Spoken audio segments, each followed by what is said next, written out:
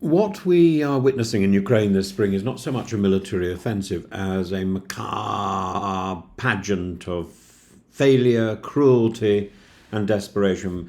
Putin promised a renewed push, a spring storm to demoralize Ukraine and shatter Western unity, but instead his forces have unleashed nothing more than recycled tactics, predictable assaults, and an ever expanding trail of civilian corpses. This is not strategy.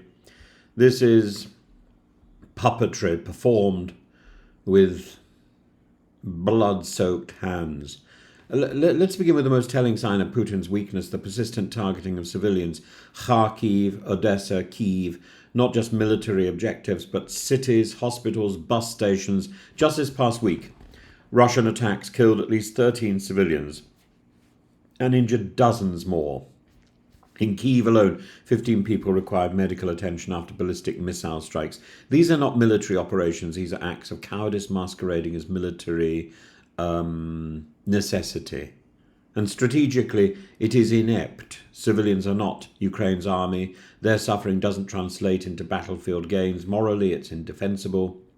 And politically, it hardens Ukrainian resolve and keeps Western support alive. If this is Putin's master stroke, he's badly miscalculated. Meanwhile, Russia continues to tease a ceasefire, or rather a surrender disguised as diplomacy. The Foreign Minister Lavrov announced today or yesterday that Russia is finalizing a list of conditions to be delivered just after the last prisoner exchange.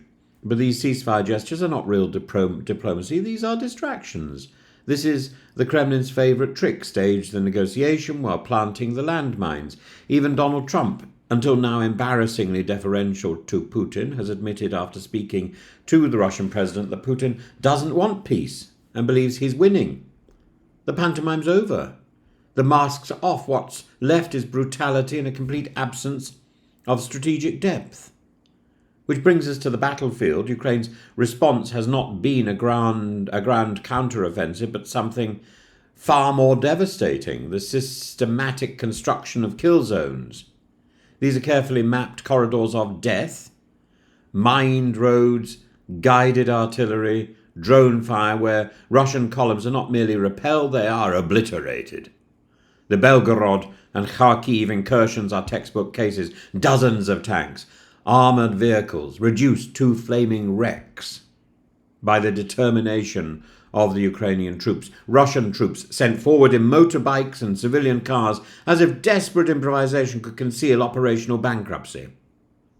Russia's military, starved of reform, bloated by corruption, has no answer to Ukrainian defence. The reforms Putin spent $1.1 trillion on over the last 2 decades have produced nothing but a bloated, brittle force.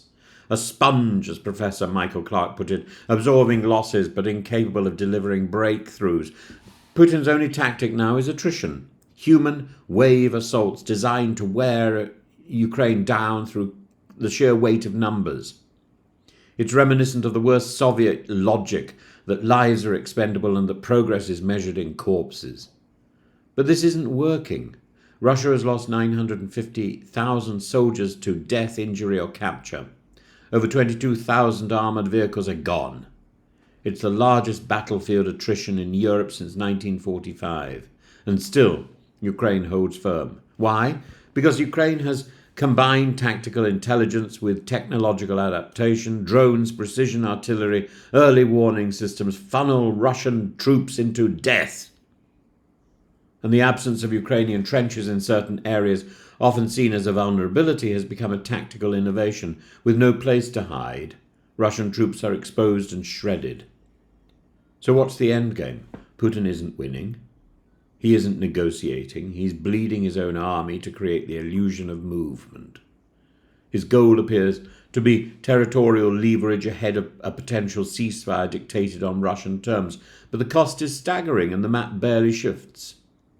Even his allies, North Korea, Iran, a wary China, are offering tools, not troops.